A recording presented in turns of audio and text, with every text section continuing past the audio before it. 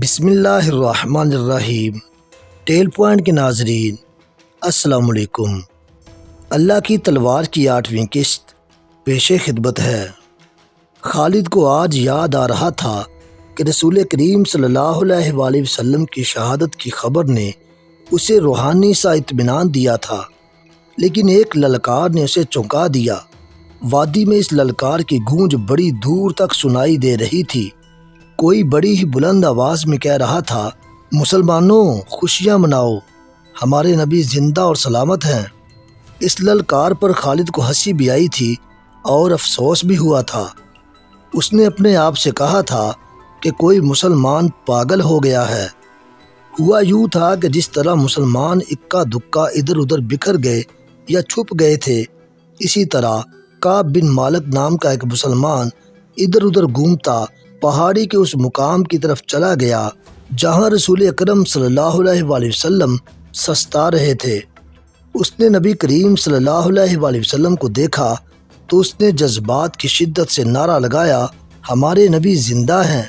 تمام مسلمان جو اکیلے اکیلے یا دو دو چار چار کی ٹولیوں میں ادھر ادھر بکھر گئے تھے، اس آواز پر دوڑے آئے۔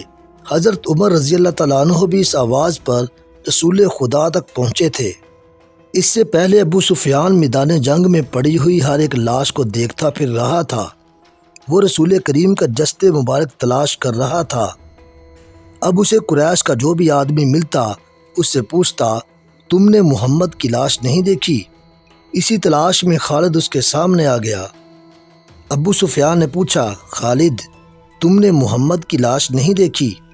نہیں، خالد نے جواب دیا، اور ابو سفیان کی طرف ذرا سا جھک کر پوچھا، کیا تمہیں یقین ہے کہ محمد قتل ہو چکا ہے؟ ہاں، ابو سفیان نے جواب دیا، وہ ہم سے بچ کر کہاں جا سکتا تھا؟ کیا تمہیں شک ہے؟ خالد نے جواب دیا، ہاں ابو سفیان، میں اس وقت تک شک میں رہتا ہوں جب تک کہ اپنی آنکھوں سے نہ دیکھ لوں۔ محمد اتنی آسانی سے قتل ہو جانے والا شخص نہیں۔ ابو سفیان نے تکبر کے لہجے میں کہا، معلوم ہوتا ہے تم پر محمد کا طلسم طاری ہے۔ کیا محمد ہم میں سے نہیں تھا؟ کیا تم اسے نہیں جانتے تھے؟ جو شخص اتنی قتل و غارت کا ذمہ دار ہے، ایک روز اسے بھی قتل ہونا ہے۔ محمد قتل ہو چکا ہے، جاؤ اور دیکھو، اس کی لاش کو پہچانو، ہم اس کا سر کاٹ کر مکہ لے جائیں گے۔ عین اس وقت پہاڑی میں سے کعب بن مالک کی للکار گرجی، مسلمانوں خوشیاں مناؤ، ہمارے نبی زندہ و سلامت ہیں۔ پھر یہ آواز رات کی کڑک کی طرح گرجتی کڑکتی وادی اور میدان میں گھومتی پھرتی رہی۔ خالد نے کہا، سن لیا ابو سفیان، اب میں تمہیں بتاتا ہوں محمد کہاں ہے۔ میں اس پر حملہ کرنے جا رہا ہوں، لیکن میں تمہیں یقین نہیں دلا سکتا کہ میں محمد کو قتل کراؤں گا۔ کچھ دیر پہلے خالد نے رسول کریم صلی اللہ علیہ وآلہ وسلم اور ان کے ساتھیوں کو پہاڑی کے اندر جاتے دیکھا تھا، لیکن وہ بہت دور تھا۔ خالد ہار ماننے والا اور اپنے ارادے کو ادھورا چھوڑنے والا آدمی نہیں تھا۔ اس نے اپنے چند ایک سواروں کو ساتھ لیا اور پہاڑی کے اس مقام کی طرف بڑھنے لگا جدھر اس نے رسول کریم صلی اللہ علیہ وآلہ وسلم کو جاتے دیکھا تھا۔ مشہور مورخ ابن حشام کی تحریر سے پتہ چلتا ہے کہ رسول اکرم صلی اللہ علیہ وآلہ وسلم نے جب خالد کو اپنے سواروں کے ساتھ اس گھاٹی پر چڑھتے دیکھا جہاں آپ صلی اللہ علیہ وآلہ وسلم تھے، تو آپ صلی اللہ علیہ وآلہ وسلم کے منہ سے بے ساختہ دعا نکلی، خدائے ذوالجلال انہیں اس وقت وہیں کہیں روک لے۔ خالد اپنے سواروں کے ساتھ گھاٹی چڑھتا جا رہا تھا۔ یہ ایک درہ سا تھا جو تنگ ہوتا چلا جا رہا تھا۔ گھوڑوں کو ایک قطار میں ہونا پڑا۔ رسول کریم صلی اللہ علیہ وآلہ وسلم زخموں سے چور پڑے تھے۔ حضرت عمر رضی اللہ تعالیٰ عنہ نے جب خالد اور اس کے سواروں کو اوپر آتے دیکھا تو وہ تلوار نکال کر کچھ نیچے اترے۔ حضرت عمر رضی اللہ تعالیٰ عنہ نے للکارا، ولید کے بیٹے، اگر لڑائی لڑنا جانتے ہو تو اس درے کی تنگی کو دیکھ لو، اس چڑھائی کو دیکھ لو، کیا تم اپنے سواروں کے ساتھ ہمارے ہاتھ سے بچ کر نکل جاؤ گے؟ خالد لڑنے کے فن کو خوب سمجھتا تھا۔ اس نے دیکھ لیا تھا کہ یہ جگہ گھوڑوں کو گھما پھرا کر لڑانے کے لیے موزوں نہیں بلکہ خطرناک ہے۔ خالد نے خاموشی سے اپنا گھوڑا گھمایا اور اپنے سواروں کے ساتھ وہاں سے نیچے اتر آیا۔ جنگ احد ختم ہو چکی تھی۔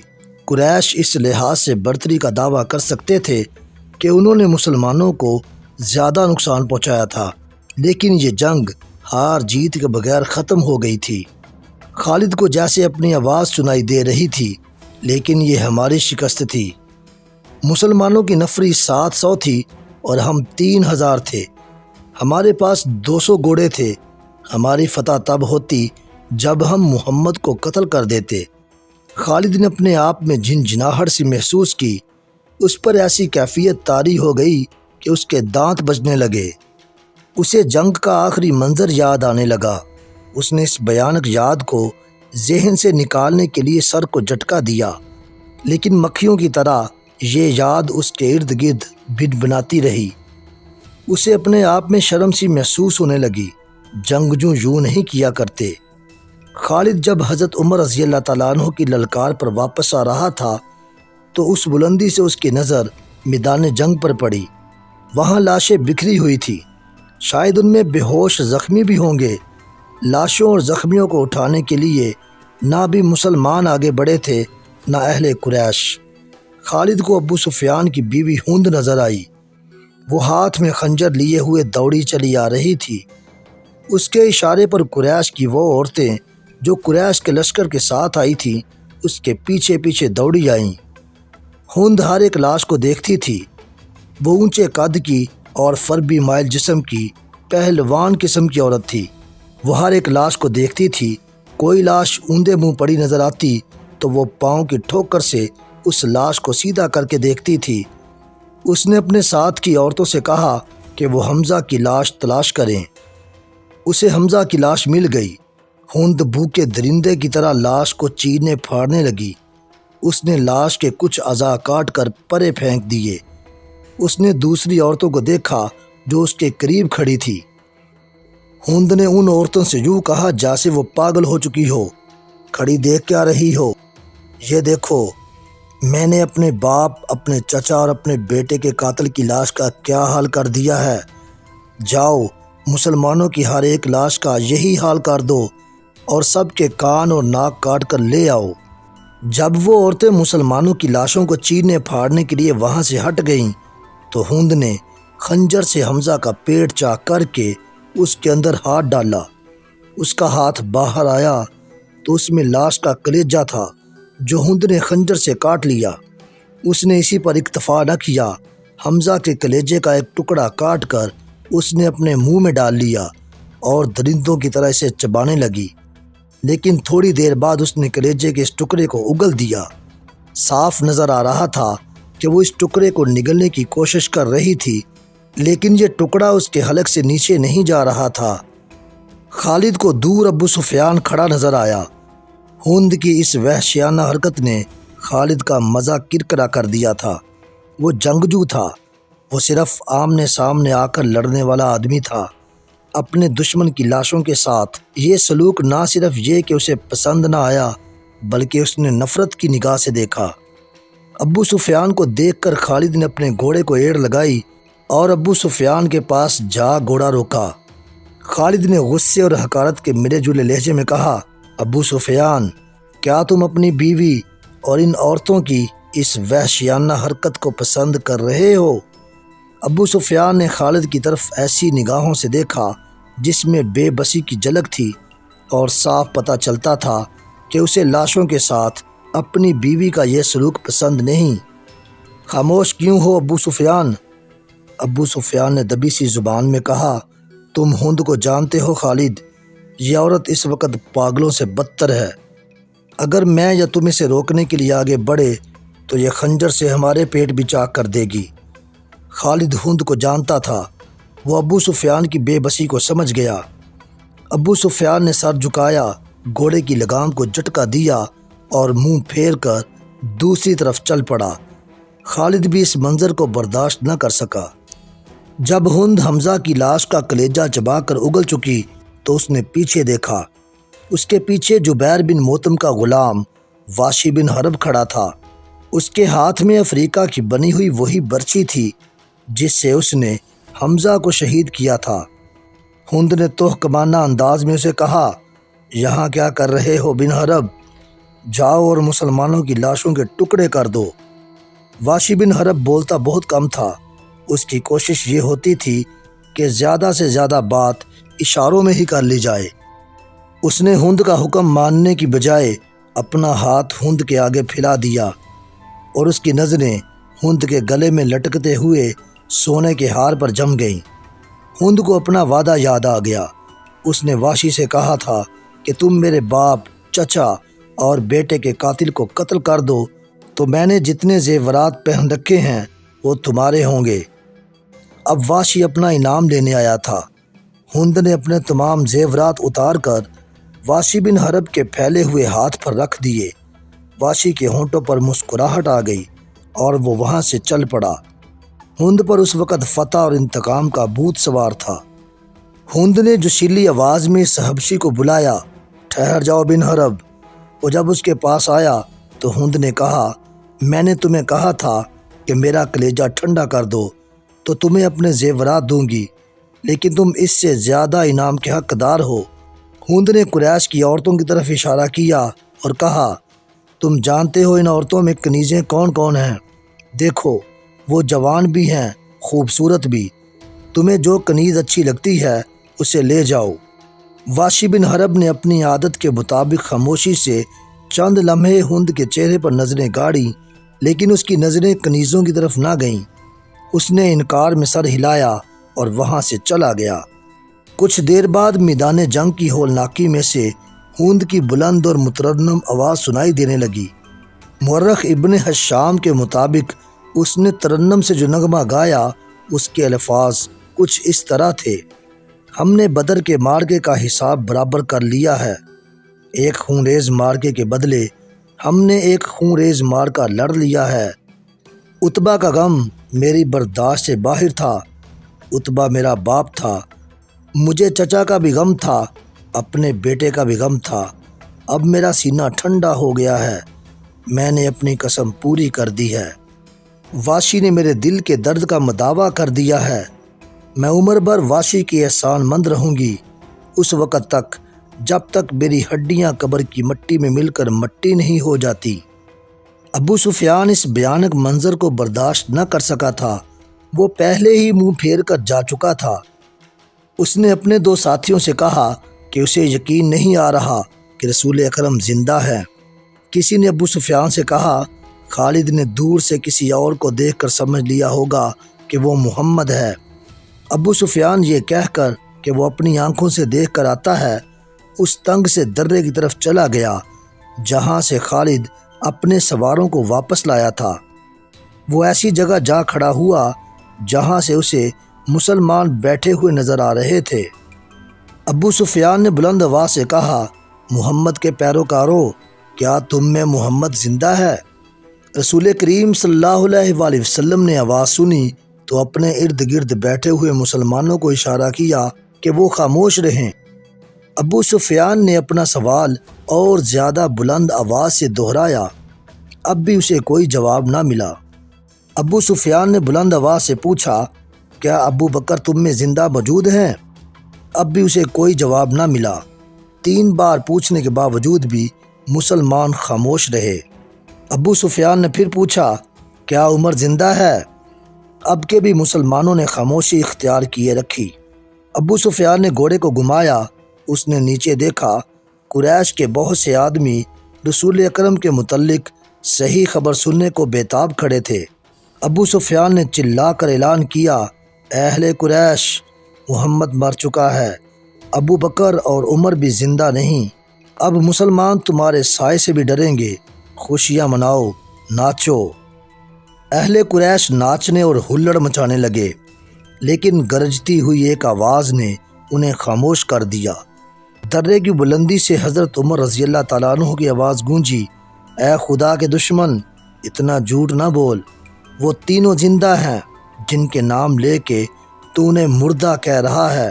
اپنے قبیلے کو دھوکہ مت دے، تجھے تیرے گناہوں کی سزا دینے کے لیے ہم سب زندہ ہیں۔ ابو سفیان نے طنزیہ کہکا لگایا اور بلند آواز سے بولا، ابن الخطاب، تیرا خدا تجھے ہم سے محفوظ رکھے۔ کیا تو اب بھی ہمیں سزا دینے کی بات کرتا ہے؟ کیا تو یقین سے کہتا ہے کہ محمد زندہ ہے؟ حضرت عمر بن الخطاب رضی اللہ تعالیٰ عنہ کی آواز جواب میں گرجی، اللہ کی قسم، ہمارے نبی زندہ ہے۔ اللہ کے رسول تمہارا ایک ایک لفظ سن رہے ہیں۔ عربوں میں یہ رواج تھا کہ ایک بار کا ختم ہونے کے بعد دونوں فریقوں کے سردار یا سالار ایک دوسرے پر تانوں اور پھبتیوں کے تیر برسایا کرتے تھے۔ ابو سفیان اسی دستور کے مطابق دور کھڑا حضرت عمر سے ہم کلام تھا۔ ابو سفیان نے کہا، تم حبل اور عزا کی عظمت کو نہیں جانتے۔ حضرت عمر رضی اللہ تعالیٰ عنہ نے رسول اکرم صلی اللہ علیہ وآلہ وسلم کی طرف دیکھا۔ آپ صلی اللہ علیہ وآلہ وسلم اونچا بول نہیں سکتے تھے۔ آپ نے حضرت عمر کو بتایا کہ وہ ابو سفیان کو کیا جواب دے۔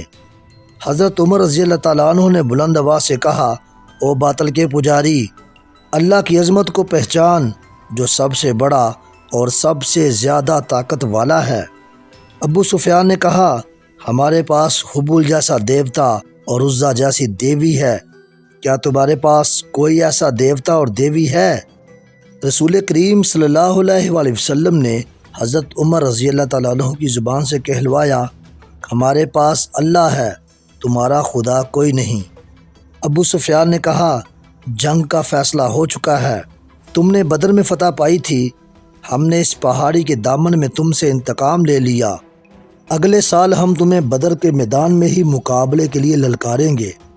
حضرت عمر رضی اللہ تعالیٰ عنہ نے رسول کریم صلی اللہ علیہ وآلہ وسلم کے الفاظ بلند آواز سے دہرائے، انشاءاللہ اب تمہارے ساتھ ہماری ملاقات بدر کے میدان میں ہی ہوگی۔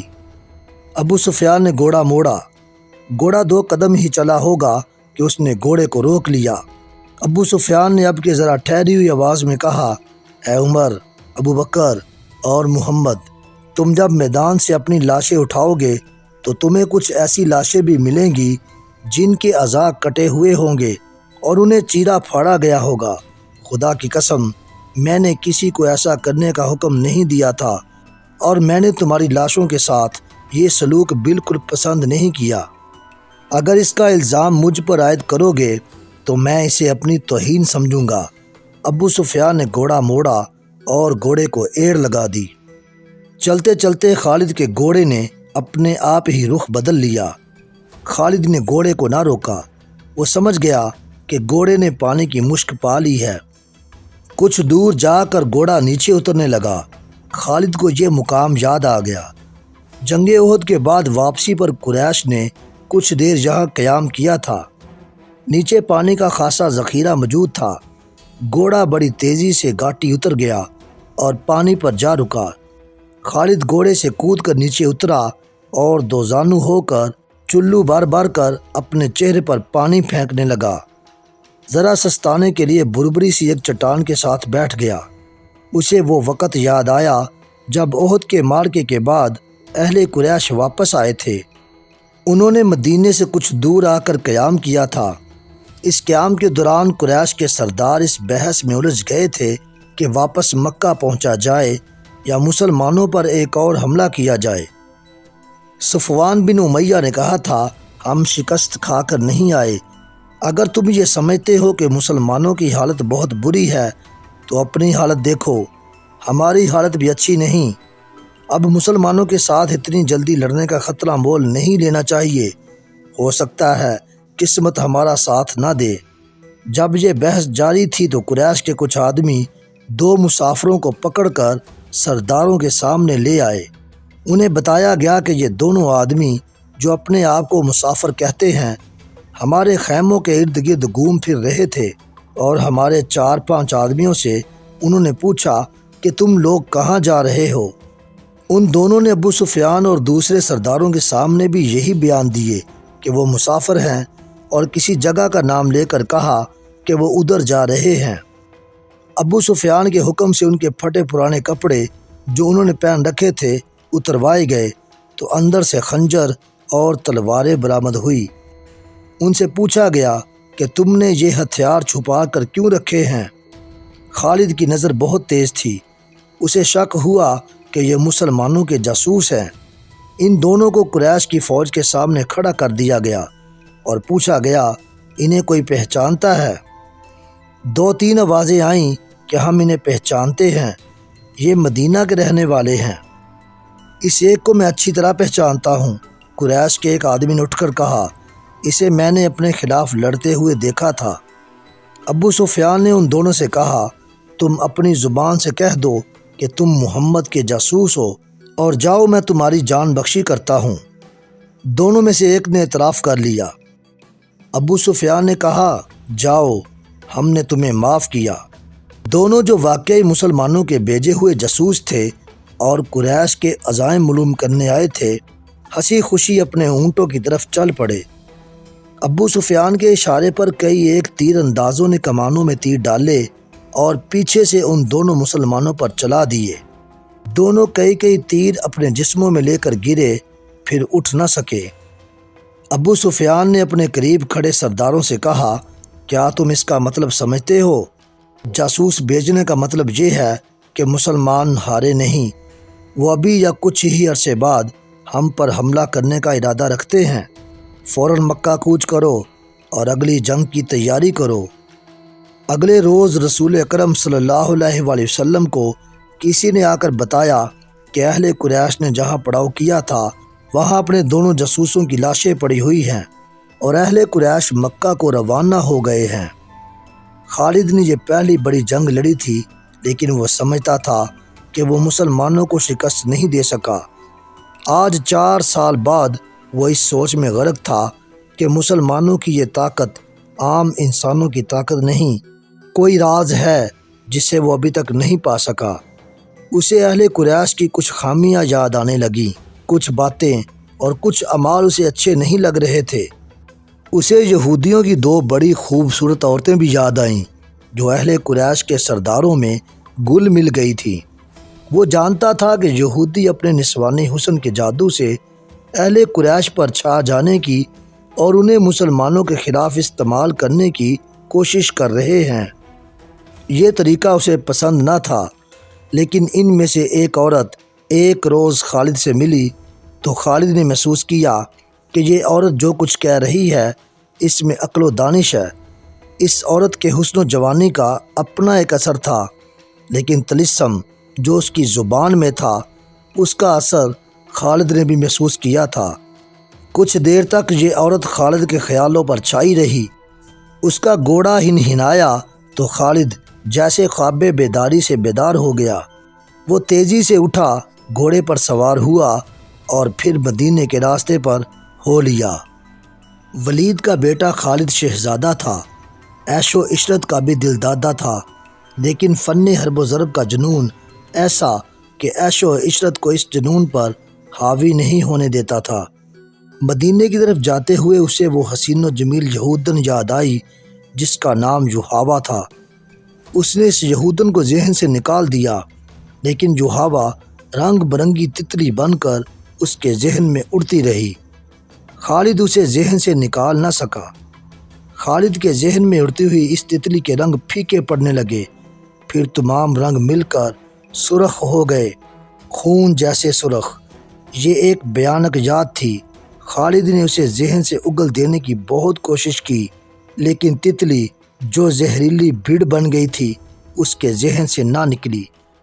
یہ معرکہ احد کے 3-4 ماہ بعد کا ایک واقعہ تھا۔ بقیہ حصہ انشاءاللہ ہم اگلی اقساط میں بیان کریں گے۔